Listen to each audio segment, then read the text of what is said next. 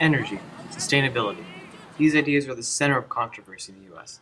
However, before one can debate these issues, it is important to ask, how much energy in the US is sustainable? How long are our resources going to last? And what is non-sustainable energy doing to the environment? We're here to talk about the topic of note that's been going on as far as some Republicans and Democrats are concerned when it comes to a carbon tax. In short, how does a carbon tax work? Well, a carbon tax is a tax on fossil fuels, coal, oil, and gas. The tax is imposed not at the consumer level, but at the mine or the wellhead or at the oil import station, and then the fossil fuel companies pass it down the supply chain so that at the end of the day your electricity will be somewhat more expensive if it's made from fossil fuels. It won't be more expensive if it's made from renewable fuels like solar and wind. But the point is to incentivize the transition that we desperately need from dirty energy that's destabilizing our climate to clean energy that will protect the planet. So as far as the tax itself, how does it work as a tax and how is it calculated? The tax, a carbon tax, is calculated on the carbon content of the fossil fuel, which means that coal is going to be taxed the most, natural gas the least, oil somewhere in the middle. Renewables, solar and wind, would not be taxed at all because they have no carbon in them.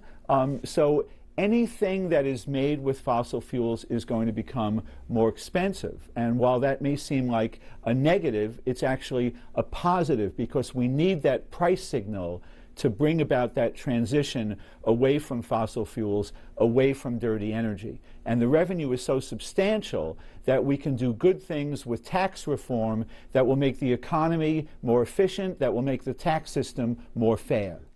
What do you think are the top three resources used to produce energy in the US? In the US, I believe that we use petroleum-based energy sources, natural gas, and sources from nature, like solar, wind, hydro. And when do you think that these resources will run out? Last one first, the natural resources will never run out. Natural gas will run out after petroleum-based energy sources. So what do you think are the top three resources used in the US to produce energy? I'd say petroleum, coal, and natural gas. And when do you think that these resources are going to run out? Petroleum, certainly, I would guess, within the next 100 years. And coal, probably the same, maybe less. So what do you think are the top three resources used to produce energy in the US? Probably coal, natural gas, and oil. And how long do you think these are going to last? Probably not much longer. The tax on carbon emissions is necessary. By taxing emissions, citizens will use less gasoline and will have incentive to buy cars, like hybrid and electric. Furthermore, the money from the emission tax will go to funding alternative energy. What we have found is that most people understand the kind of energy that we use, oil and coal. What they don't understand is that in 40 years, oil is going to run out. We know how to create alternative energy, and we have the capability to use solar and wind power. In the US in 2030, it's projected that there will be about 100,000 turbines. But to produce the necessary amount of energy to power the US, there would need to be 1 billion. Currently, the US uses 1,650 solar installations, which produce 3,613,500,000 watts. A large amount of energy, but still insufficient to power the US.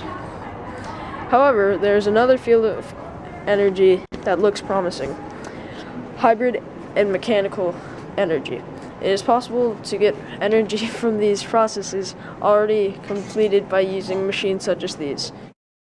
Here we see that each turbine produces 1,500,000 to 3 million watts. When compared to the amount of watts that the US needs annually, we can calculate the necessary amount of turbines to power the US.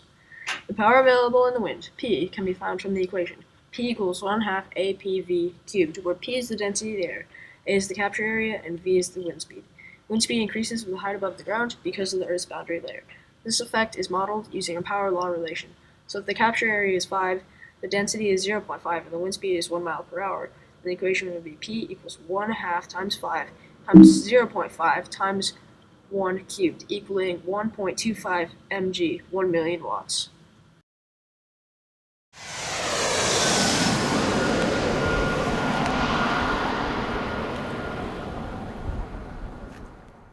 The reason that the U.S. needs to convert to alternative energy is our current energy pollutes.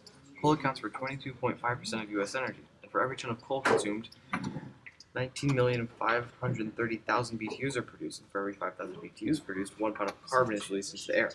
In 2010, the U.S. consumed 1,048,514 tons of coal. Therefore, keeping in mind that coal only produced about 20% of the U.S.'s energy, coal in 2010 released 4,095,000,000 pounds of carbon into the atmosphere. The reason this is a problem is global warming. Carbon allows heat in from the sun but does not allow it to escape our atmosphere. This causes melting ice, rising seas, and climate change that can destroy the planet. Currently, glaciers are melting at about 9% per decade, and Glacier National Park is going to melt by 2070.